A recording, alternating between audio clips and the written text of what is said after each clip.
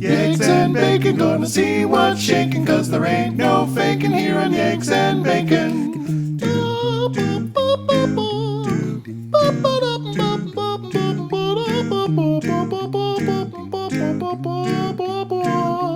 Yeggs and Bacon. Hello everybody and welcome to a very special edition of Yeggs and Bacon. My name is Brandon. I'm Danica.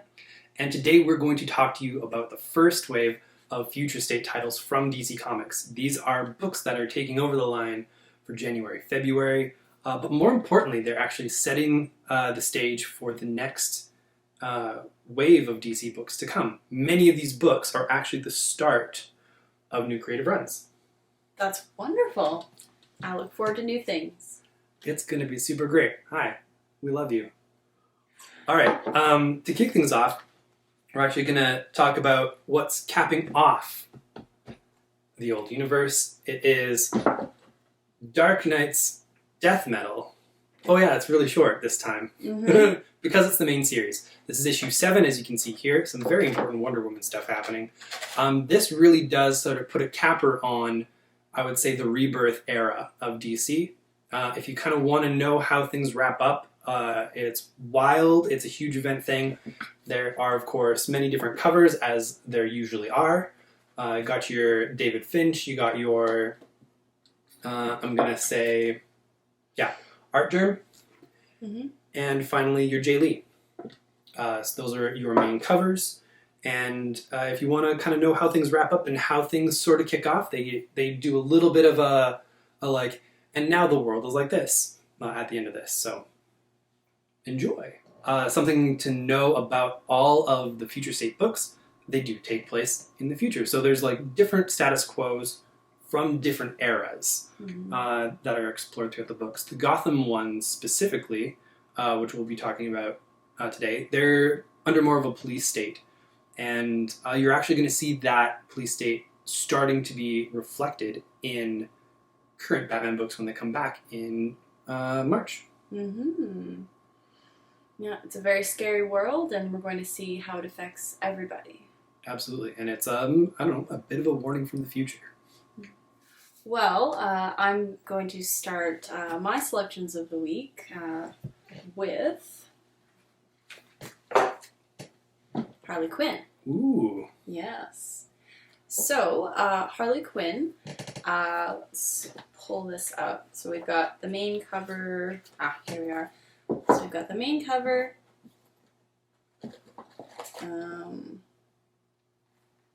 That'll be Gary Frank. Gary Frank, sorry. I wrote these down. And Jenny Friesen. Ooh, the Jenny Friesen is really nice. Yes. So you will, I should also note that you will see Wonder Woman 84 variants this month as well. So if you like Jenny Friesen's Wonder Woman, you'll find her on a lot of covers. But Harley. So, just dipping in here, Stephanie Phillips is writing, Simone DeMeo is the artist, Tamara Bonvillain with colors, and ALW's Troy Petari on letters.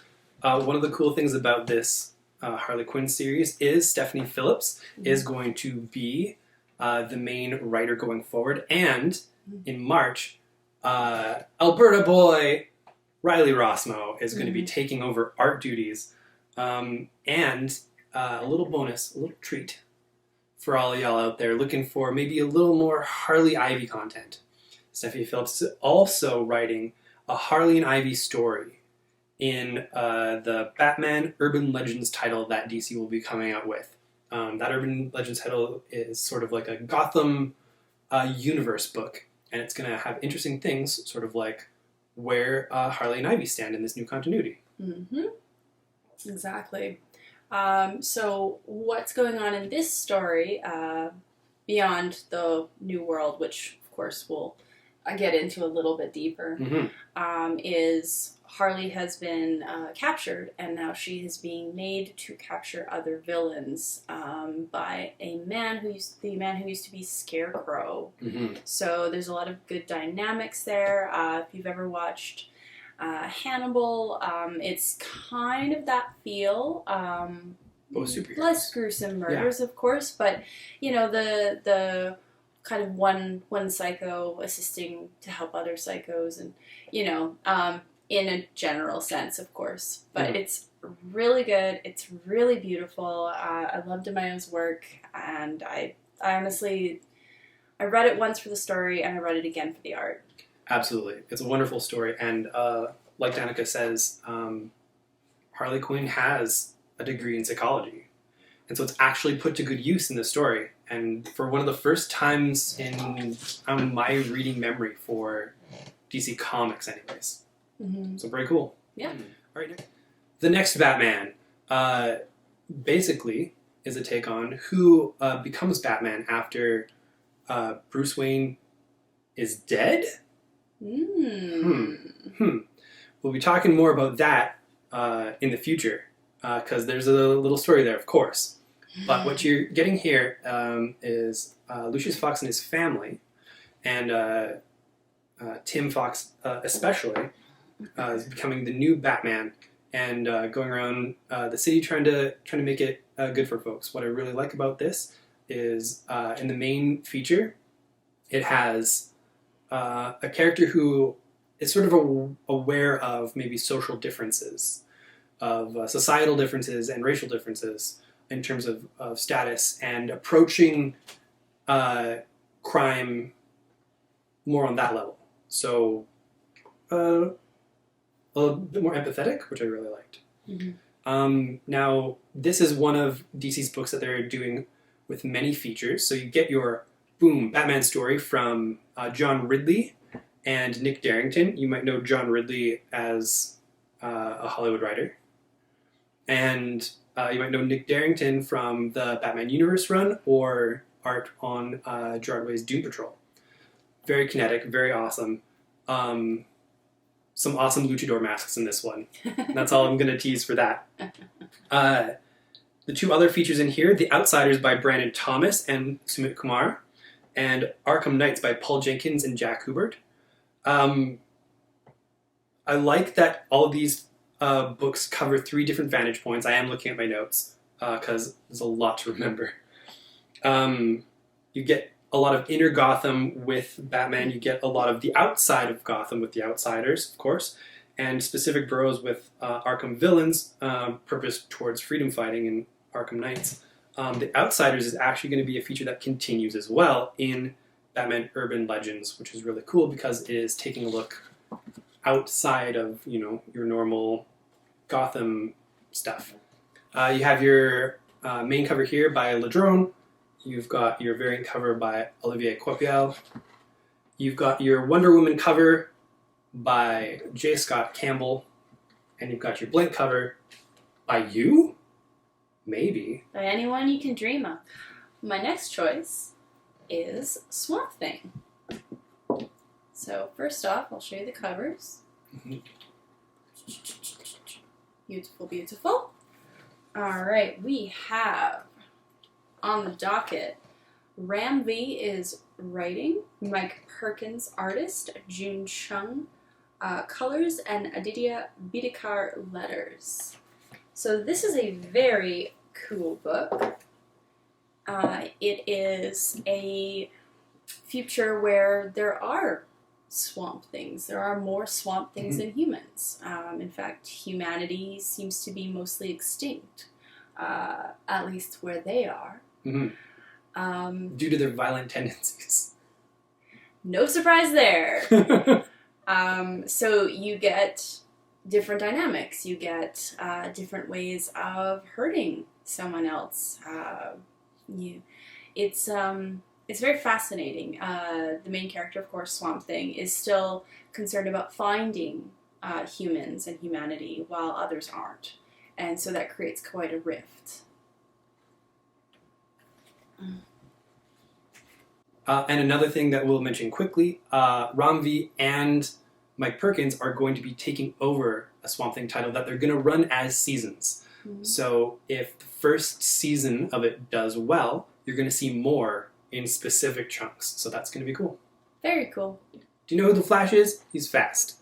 And he's got his own TV show.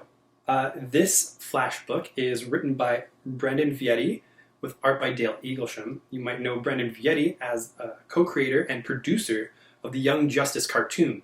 So if you kind of like that flavor, that's in here too. It's a very Silver Age style story in terms of how they are tackling a specific problem.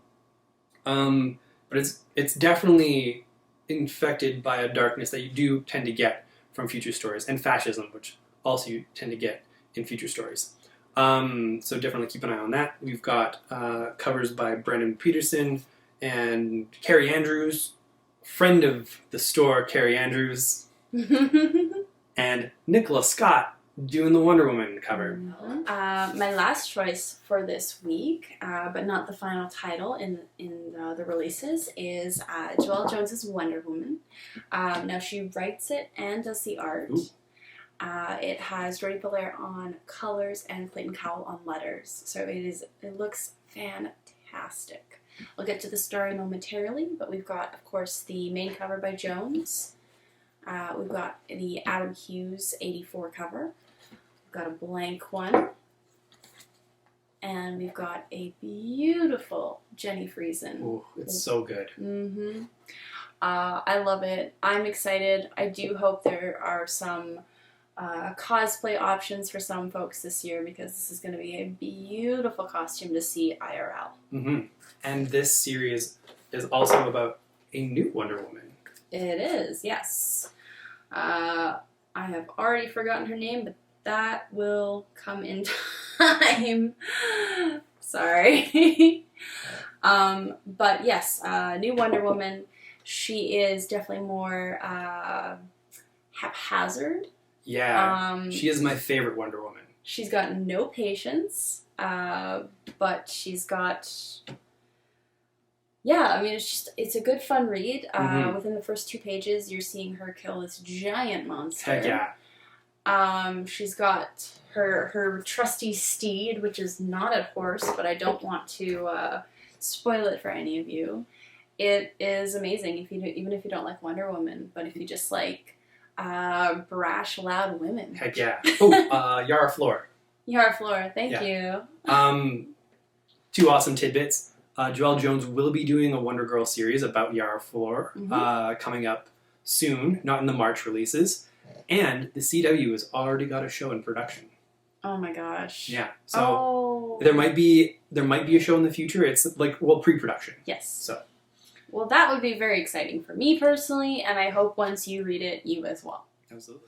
Superman of Metropolis. In this series, Jonathan Kent, Superman's kiddo, and Lois Lane's kiddo, is now Superman, left to his own devices because Superman is off out and about, and so is Superwoman, Kara. The main feature is written by Sean Lewis with art by John Timms. That's where you get sort of what's happening with Metropolis, because there's quite a big shift, and this whole book, all the features in it, really do draw a lot from sort of more Grant Morrison style storytelling and ideas, but none that you actually require to know, because I found out by doing some Wikipedias about a few of them. But you also get a Mr. Miracle story here, the Grant Morrison version specifically,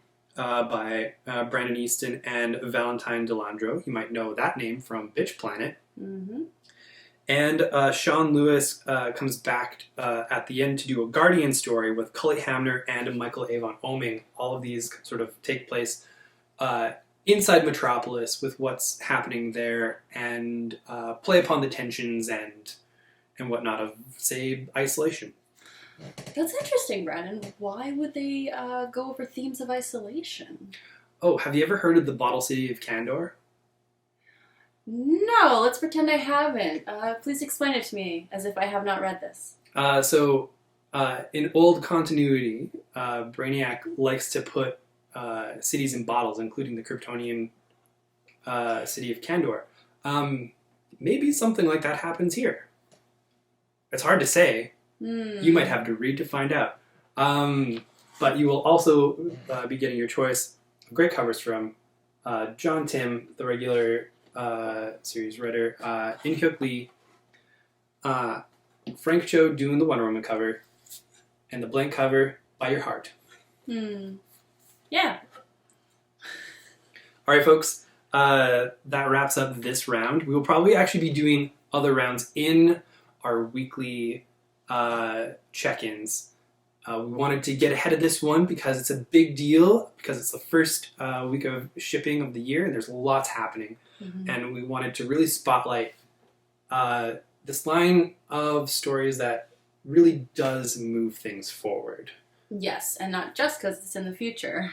A lot of fresh storytellers and a lot of fresh storytelling. And, you know, that's what we're looking for from our comics. Absolutely. And we hope you are too. Thanks for watching, and we will catch you next time. Edit that. Next time. Edit that out. Yeah. Doggy paddle. Doggy paddle. Doggy paddle to freedom. I don't know. We'll have to take the covers again. I'm sorry. Why? What did you do?